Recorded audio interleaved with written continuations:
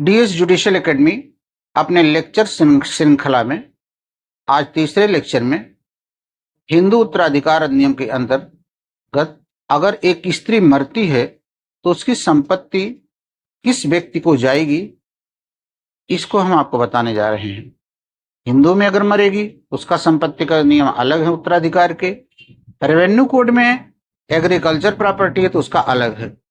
Agriculture के अलावा हिंदू विधि में बाकी प्रॉपर्टी के उत्तराधिकार के नियम हिंदू उत्तराधिकार अधिनियम जो 17 जून 1956 को लागू है, धारा 15 और 16 के अनुसार यह संपत्ति उत्तराधिकार में जाएगी।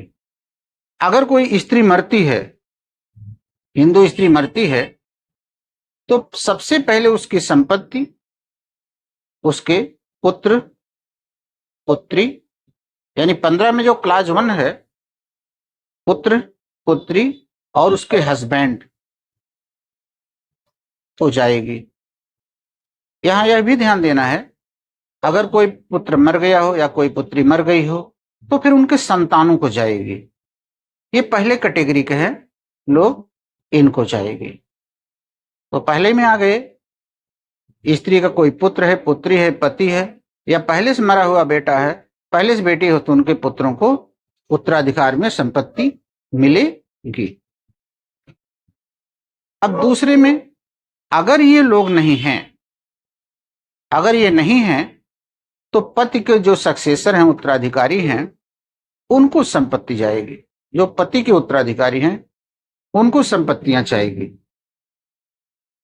इसके बाद यह संपत्ति उस स्त्री को जो मरी हुई है उसके माता पिता को, यानी मैके पक्ष को चली जाएगी।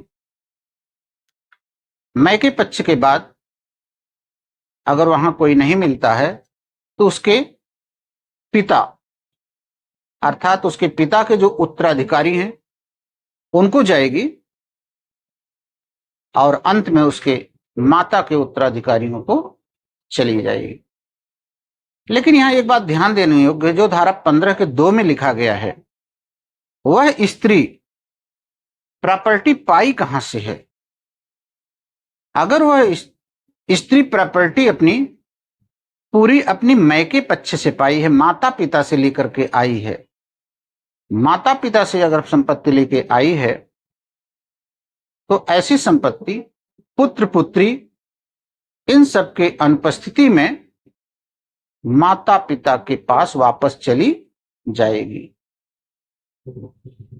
और अगर अपने सास ससुर से पाई हुई है, यानी उसके ससुर ने वो प्रॉपर्टी उनको दी है और उसके पास पुत्र पुत्री या पति ये सब नहीं है, तो ससुर के सक्सेसर को वह संपत्ति वापस चली जाएगी।